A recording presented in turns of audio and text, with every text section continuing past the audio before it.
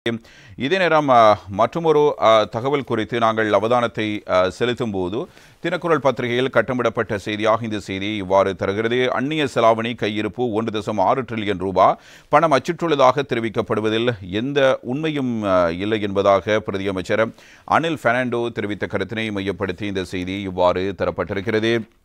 இது ஒரு மிக முக்கியமான விடயம். அண்மை காலமாக இது தொடர்பில் பல்வேறு தகவல்கள் சமூக வலைத்தளங்களிலும் பேசப்பட்டு வருகிற நிலையிலே அரசாங்க தரப்பிலிருந்து இது தொடர்பான செய்தி இவ்வாறு தரப்பட்டிருக்கிறது. இது தொடர்பில் நாங்கள் மேலதிக தகவல்களை அவதானிக்கும் போது அரசாங்கம் பணம் அச்சிடுவதாக கூறப்படுவதில் எந்த உண்மையும் இல்லை. தற்போதைய நிலைமையில் பணம் அச்சிடுவதற்கு அரசாங்கத்துக்கு இயலுமையும் இல்லை, சட்ட ரீதியில் அதற்கு அனுமதியும் கிடையாது என்று நிதி பிரதி அமைச்சர் அனில் பெர்னாண்டோ அறிவித்திருக்கிறார். அமெரிக்காவின் வரி குறித்து இந்தியாவுக்கு ஏற்பட்ட விடயம் தொடர்பில் நாங்கள் ஒருபோதும் இந்தியாவை பார்த்து சிரிக்கவில்லை. எதிர்க்கட்சியினரே தங்களின் தவறை மறைப்பதற்கு இவ்வாறான பொய் பிரச்சாரம் ஒன்றை மேற்கொண்டனர் என்றும் அவர் குறிப்பிட்டிருக்கிறார்.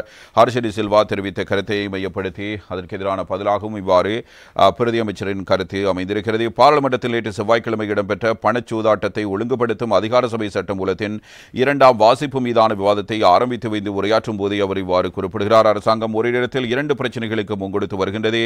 அதாவது நெருக்கடிக்குள்ளாகி இருக்கும் பொருளாதாரத்தை கட்டியெழுப்பதுடன் எமது பொருளாதாரத்தை விரிவாக்குவதற்கு போதுமான முதலீடுகளை கொண்டு வர வேண்டியிருக்கிறது. முதலீட்டாளர்களை அழைத்து வருவதே மிகவும் முக்கியமானது. அதே போன்று முதலீட்டாளர்களின் நம்பிக்கையை ஸ்திரப்படுத்துவதும் முக்கியம். இவற்றை நாட்டுக்குள்ளும் நாட்டுக்கு வெளியிலும் ஸ்திரப்படுத்தி வரும்போது எங்களுக்கு நாட்டுக்குள் இருந்து எதிர்க்கட்சியில் தெரிவு செய்யப்பட்ட சில குழுக்கள் அரசியல் நோக்கில் திட்டமிட்டோ அல்லது வேறு காரணங்களுக்காகவோ இந்த ஸ்திரத்தன்மைக்கு பாதிப்பை ஏற்படுத்தும் பல விடயங்களையும் மேற்கொண்டு வருகின்றன.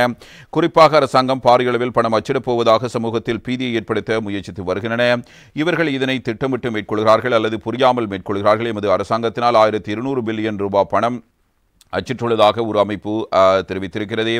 அரசாங்கத்தின் தற்போதைய நிலைமையில் பணம் அச்சிடுவதற்கு அரசாங்கத்துக்கு இயலுமை இல்லை, சட்ட ரீதியில் அதற்கு அனுமதியும் இல்லை. அதனால் நாங்கள் பணம் அச்சிடுவதில்லை. அதே நேரம் பணம் அச்சிடுவதென்றால் நாணய தாள்களை அச்சிட்டு சந்தைக்கு விநியோகிப்பது என்றே சிலர் நினைக்கிறார்கள். ஆனால் அவ்வாறில்லை. இதற்கு பணம் அச்சிடுவது என்பதன் அர்த்தம் சந்தைக்கு பணத்தை விரிவாக்குவதாகும். நாட்டில் இருக்கும் கையிருப்பு பணத்தை மத்திய வங்கியே நிர்வகித்து வருகிறது. அரசாங்கம் இந்த வகையிலும் நிதி விநியோகத்தை அதிகரித்ததில்லை. நாட்டின் வெளிநாட்டு கையிருப்பு தொகை மற்றும் அரசாங்கத்திடம் இருக்கும் பணத்தொகை மத்திய வங்கியின் இணையதளத்தில் வாராந்தம் வெளியிடப்படுகிறது. பிழையான தகவல் தெரிவிப்பவர்கள் இது தொடர்பில் அறிந்து கொள்ள முடியும். எனவே அரசாங்கம் பணம் அச்சிட்டுள்ளதாக தெரிவிக்கப்படும் செய்தியில் எந்த உண்மையும் இல்லை. இது மக்களை ஏமாற்றுவதற்காக தெரிவிக்கப்படும் ஒரு செய்தி. நாட்டில் வெளிநாட்டு கையிருப்பாக 1.6 டிரில்லியன் இருப்பதோடு விரிவான நிதி விநியோகம் 15 டிரில்லியன் வரை இருக்கிறது. கடந்த வருடத்துடன் ஒப்பிட்டு பார்க்கையில் விரிவான நிதி அபிவிருத்தியில் ஓரளவு அதிகரிப்பு காணப்படுகிறது. அதாவது மத்திய வங்கியின் செயற்பாடுகளின் மூலமே அது இடம்பெற்றிருக்கிறதே தவிர அரசாங்கத்தின் நடவடிக்கையால் அல்ல. அதாவது அரசாங்கம் பணம் அச்சிடுவதில்லை என்பது தெளிவாகிறது. அத்துடன் பொருளாதார ஸ்திரத்தன்மை ஏற்படுத்தும் போது உள்நாட்டு சவால்களுடன் வெளிநாட்டு சவால்களுக்கு முகங்கொடுக்க வேண்டி ஏற்பட்டிருக்கிறது. குறிப்பாக அமெரிக்காவின் தீர்வை வரை தொடர்பில் அரசாங்கத்தின் குழு ஒன்று அது தொடர்பில் கலந்துரையாடலுக்கு சென்றிருந்தது. அதன்போது ஒரு சிலர் எமக்கு எதிராக பல்வேறு குற்றச்சாட்டுகளை தெரிவித்திருந்தார்கள். அதாவது நாங்கள் கலந்துரையாடலை சரியான முறையில் மேற்கொள்ளவில்லை, சரியான உறுப்பினர்களுடன் கலந்துரையாடவில்லை என பல்வேறு விடயங்களை தெரிவித்து வந்தார்கள்.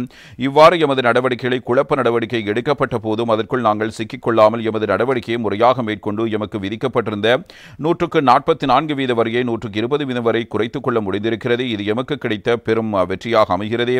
அதே நேரம் இந்தியாவுடன் நாங்கள் சிறந்த ராஜேந்திர நடவடிக்கைகளை மேற்கொண்டு வருகிறோம். அமெரிக்காவின் வரி தொடர்பில் இந்தியாவுக்கு ஏற்பட்ட விடயம் தொடர்பில் நாங்கள் ஒருபோதும் இந்தியாவை பார்த்து சிரிக்கவில்லை. எதிர்க்கட்சியினரே தங்களின் தவறை மறைப்பதற்கு இவ்வாறான பொய் பிரச்சாரம் ஒன்றை மேற்கொண்டார்கள் என்பதாக அனில் பெர்னாண்டோ இவ்வாறு குறிப்பிட்டிருக்கிற செய்தியினையும் நாங்கள் இதனோடு இணைந்ததாக அவதானிக்கக்கூடியதாக இருக்கிறது. எனவே சமூகத்தில் ஏற்பட்டிருக்கிற தொடர் கருத்துகளுக்கு மத்தியில் இது தொடர்பான ஒரு பதில் அரசாங்கத்தினால் இவ்வாறு வழங்கப்பட்டிருக்கிறது. இது ஒரு முக்கியமான செய்தியாக அமையப்பட்டிருக்கிறது.